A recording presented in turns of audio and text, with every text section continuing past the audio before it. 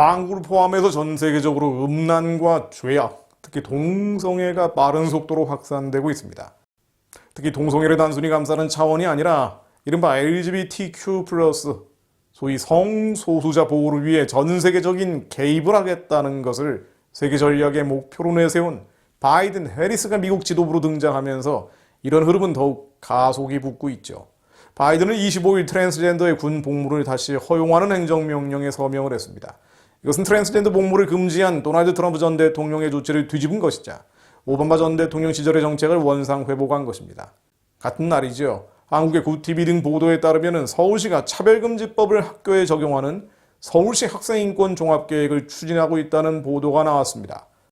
이 계획에 따르면 성소수자 학생 보호 및 지원을 위해 성인권 시민조사관을 통한 성소수자 피해 학생 상담조사 지원 및 각종 교육자료 홍보물을 통해 지속적인 성평등 모니터링 강화 등의 내용이 담겨 있습니다. 풀어서 이해하면 각급 초중고등학교에 동성애가 정상적인 것임을 교육하고 또 이것을 비판하는 학생 교사가 있다면 혐오 세력으로 감시 또는 규제될 수 있다는 것으로 해석됩니다. 역시 같은 날 여성가족부는 비혼이나 동거 등도 가족으로 인정하는 관련 법 개정 방안을 밝혔습니다. 전날 발표된 제4차 건강가정기본계획안 보도자료에 따르면 결혼 이외의 다양한 가족 구성도 법 제도 안의 가족으로 인정하는 방안을 담고 있습니다. 결혼 이외의 다양한 가족 구성을 법 제도 안의 가족으로 인정한다. 잘 아시겠지만 이 말은 동성결혼을 주장하는 사람들이 흔히 하는 슬로건이죠. 즉 현실적으로 결혼 이외의 다양한 가족 구성이라는 것은 방송인 사유리 씨 사례 등 자발적 비혼의 법적인 가족 인정은 물론 동성결혼, 나아가 폴리아모리 등 소위 다양한 가족을 법제화하는 길을 열게 됩니다. 또 이것을 반대하는 복음적 개신교인은 마치 사회 약자의 인권을 침해하는 비인간적이고 반지성적인 것처럼 오인시킬 수밖에 없죠. 교회의 쇠락과 해체를 부추기는 것입니다. 이미 유럽에서 확인된 사례들입니다. 문제는 세상에서 몰려오는 동성애 쓰나미 이전에 기독교인 가운데도 동성애 문제에 대한 성경적 이해를 못하는 경우가 많다는 것입니다. 가령 예장합동이 여론조사기관에 의뢰해서 만 19세 이상 남녀 개신교인 1,000명을 대상으로 지난해 11월 14일부터 23일까지 조사해서 1월 18일 공개한 결과에 따르면 조사 대상 개신교인 중 75.4%가 동성애를 아직까지 인정하기 어렵다고 반대 의견을 표명했습니다. 교계 언론들은 75.4%나 되는 기독교인이 동성애를 인정할 수 없다고 답한 것이라면서 다행이라는 식으로 보도를 했습니다만 뒤집어 말하면 24.6%의 개신교인은 동성애를 인정하라고 하거나 혹은 응답하지 않았다는 것입니다. 이것은 기독교인의 4분의 1입니다. 게다가 75.4% 안 된다라고 답을 한 사람도 아직까지는 인정하기 어렵다면서 아직까지라는 수식어가 붙어 있습니다. 반대 이유도 자연의 섭리를 거부하는 것이어서가 31.1%로 가장 높게 나타났고요. 이어서 윤리적으로 올바르지 않기 때문이 24.3%, 종교적으로 인정하기 어렵기 때문이 23.3%로 나타났습니다.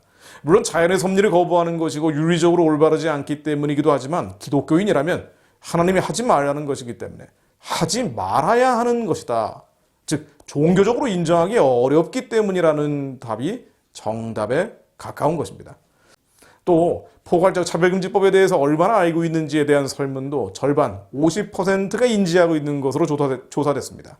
이름만 들은 정도라는 답이 35.2%, 전혀 모른다가 14.9%로 여전히 절반 정도는 이 차별금지법에 대해서도 이해하지 못하는 것으로 나타났습니다. 이러니 차별금지법은 차별을 막기 위한 법이다라고 제정하겠다고 하면은 많은 사람들이 반대하지 않고 그냥 넘어간다는 것이죠.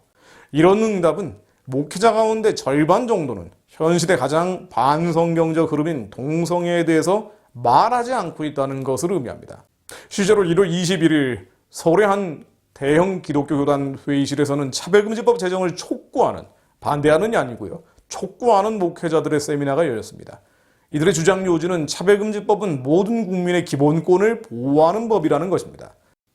차별금지법을 반대하는 게 아니라 촉구하는 목회자들의 세미나가 말입니다.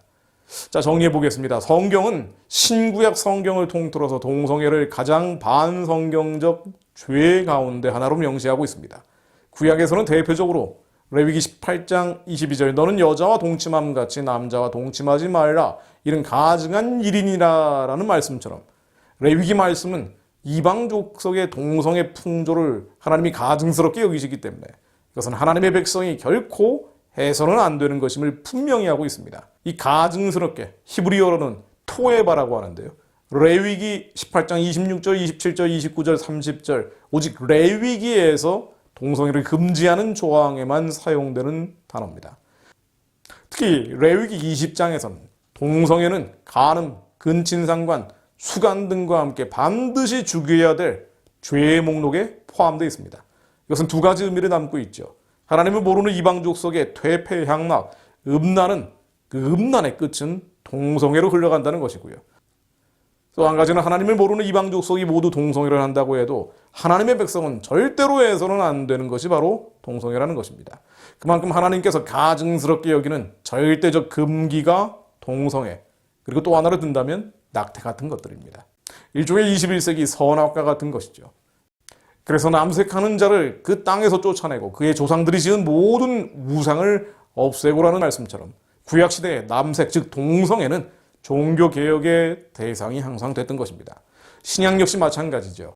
로마서 1장 26절로 이 때문에 하나님께서 그들을 부끄러운 욕심에 내버려 두셨으니 곧 그들의 여자들도 술대로 쓸 것을 바꾸어 영리로 쓰며 고린도전서 6장 9절로 불의한 자가 하나님의 나라를 유업으로 받지 못할 줄을 알지 못하느냐. 미혹을 받지 말라. 음란하는 자나 우상 숭배하는 자나 간음하는 자나 나 탐색하는 자나 남색하는 자나 라고 하여 모든 동성애가 하나님의 창조 질서를 거스르는 영리, 즉 헬라어 파라피센으로 나아가는 행위임을 분명하게 명시하고 있습니다.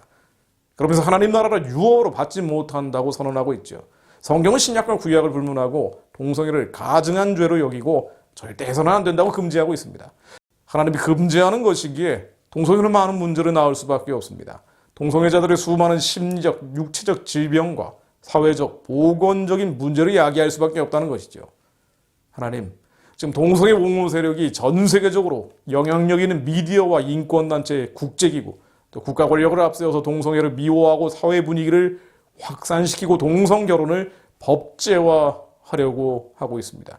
또 기독교를 제외한 세상 종교, 어둠의 결탁이 이루어져서 복음적 기독교인들의 성경적이고 윤리적이고 보건학적인 비판 자체를 차단하고 있습니다. 젠더 혁명을 꿈꾸면서 전통적인 가정의 붕괴와 복음적인 교회의 해체를 꾀하는 이 글로벌 성혁명 세력의 공격 앞에서 그리스도인들이 먼저 깨어있게 하옵소서. 이 시대를 분별하게 하옵소서. 두려움 속에서 근거 없는 낭설과 미확인 정보로 마음이 흔들려 정치적 리더를 우상으로 삼지 않게 하시고 오직 여호와 하나님만 의지하여 핍박과 어려움이 있다 할지라도 세상과 구별된 거룩한 정체성을 갖게 하옵소서. 나아가 주님의 선한 뜻, 이 시대와 역사를 향한 하나님의 선하고 기쁘고 온전하신 뜻을 분별하여 알고 그것을 감당하게 하옵소서. 거룩한 복음 통일의 제사장 나라 일꾼들이 일어나게 하옵소서. 예수 그리스도 이름으로 기도했습니다. 아멘.